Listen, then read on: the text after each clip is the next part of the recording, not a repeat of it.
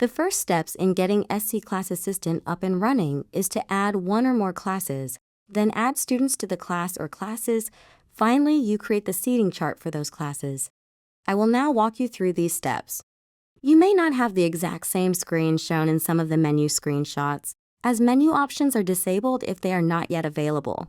For example, you cannot add students if you haven't selected or created a class. First, select Add New Class from the main menu.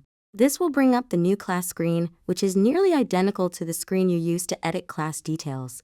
The only field that is required on this screen is Class Name, which cannot be empty. Here, we are entering the name Class 1, though you can be more descriptive for your own class needs. For example, Chemistry Period 1, Algebra 3, Language Arts 2, etc. I have chosen to include numbers in the sample class names on the assumption you have more than one of these classes, but a number is not required. Other fields shown here may help you identify or keep track of the class, and there is even a free-form Notes field where you can keep any notes about the class you may want to refer back to. Once you are done with this, if you don't know your students yet, you can just tap on the Add This Class button. If you are ready to add students, select Add This Class and go to Add Students to continue with the flow. If you just click Add Class, it will take you back to the main menu, and you can use the Add Students function later. I will assume we are adding students right away, and I'm continuing down that option. On the Add Student screen, you want to fill in at least one of the following fields: first name, last name, or short name. Short name is just what you would want to call them in class, or refer to them on the seating chart as, that is, Rob instead of Robert, maybe. The advantage of filling out first name and last name separately is the app will try to initially assign seats alphabetically, by last name, then by first name. Keep in mind, there is also the option to change seating layouts or even randomize seating assignments. We'll get to that later. If you instead have a text file or a comma-separated value.csv of your students, with headers above the student names matching the field names here, click the Option button on the top of the screen to import student lists from File, then select that file. Some school databases will already export student lists to CSV files, which may possibly be compatible with the format used here, which can be a big time saver. Plain text names are just last name, comma, first name, or just name, in a list one name per line without headers. The student list is also available at the bottom of the Add Student screen, and if you want to edit an existing student's entry, just tap on the name there. Press the back button on the top left of the Add Student screen to return to the main menu, where we will next create the seating chart. Back at the main menu, to create a seating chart, tap on Manage the Seating Chart. Because this is a new class, there should only be one option on the seating chart menu, and that is a giant Create Seating Chart button. Tap that to continue.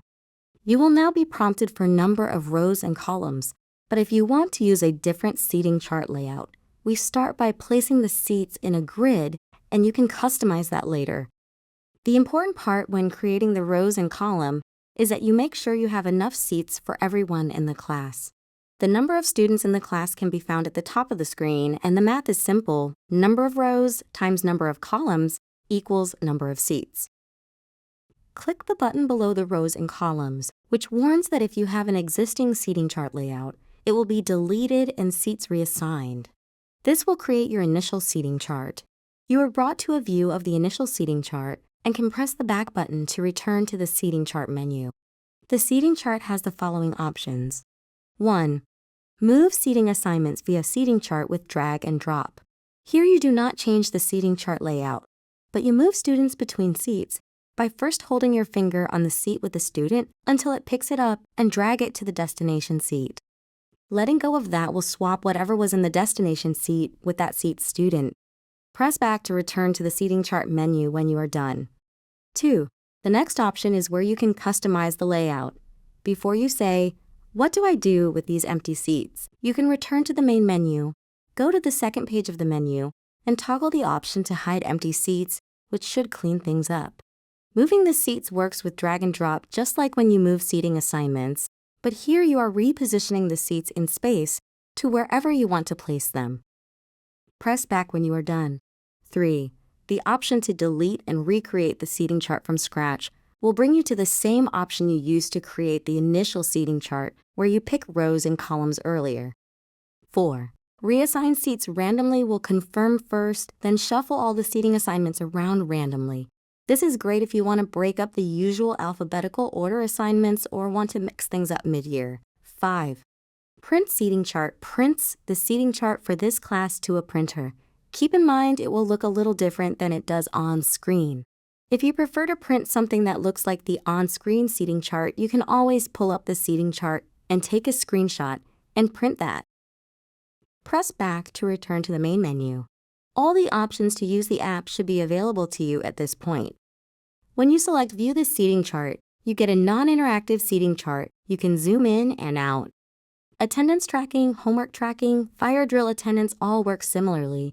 You tap on the seat to toggle the student's status for the selected day. Use the back button to navigate back, and your progress should be saved. All those options, the first time you use them, assume you want to record today's data. But after you've recorded one day's data, you can view previous day's entries, or view or print a summary. The Pick a Student at Random option will pick the students randomly, which is great when keeping kids on their toes about who is going to be called on. If the text is too small or too large, you can pinch on this screen to resize the text. The Pick Next Student button is on the bottom of the screen, and just above that, you see a thin progress bar, which shows you how much of the class has been called on in the current round. Each round only calls on students evenly. Once you reach the end of that bar, it will reset, and students may be called on in a different order the next time around. Press back on the top left to return to the main menu. The Group Students at Random option lets you specify either the maximum number of students per group or the number of groups. It will randomly assign students to the groups, optionally including absent students.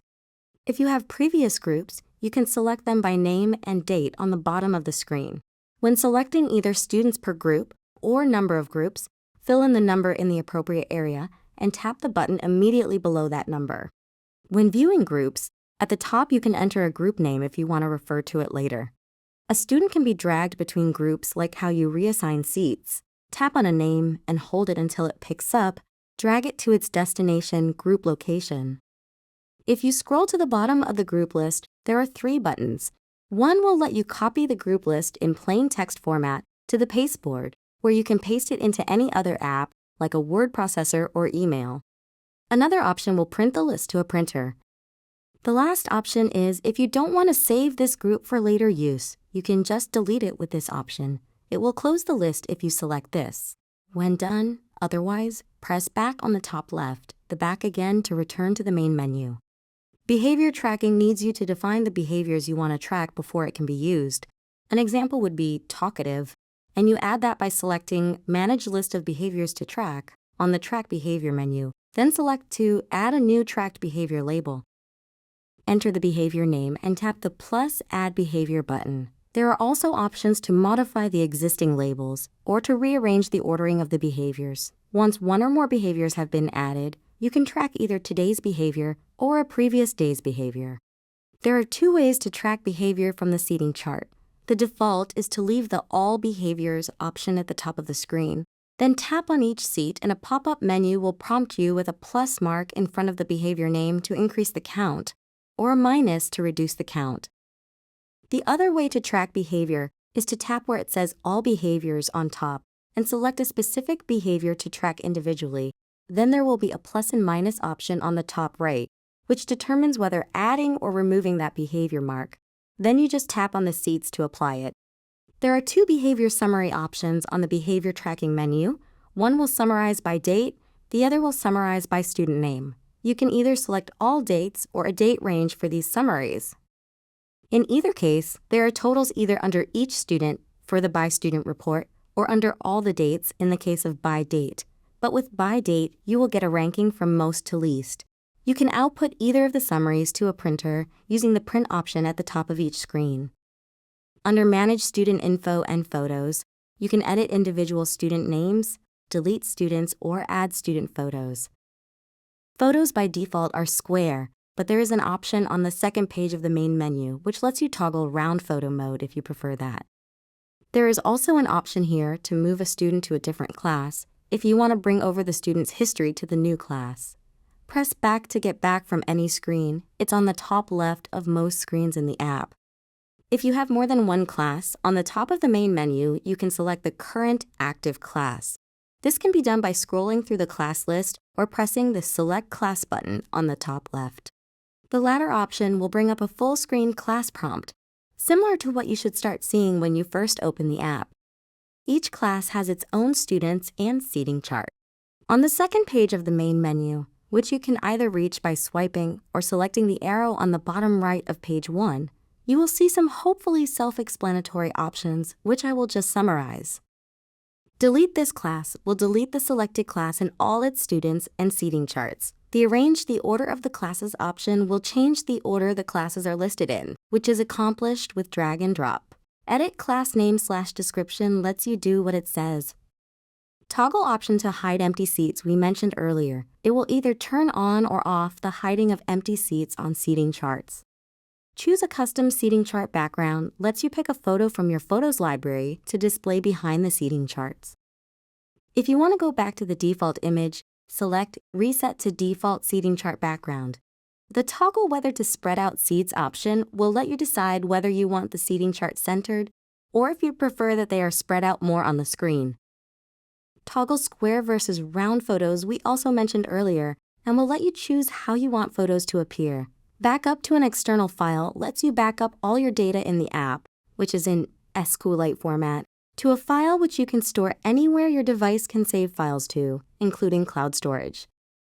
The Restore option lets you recover data from a backup file, but beware that this will overwrite all your existing class/student/chart data with what is in the backup.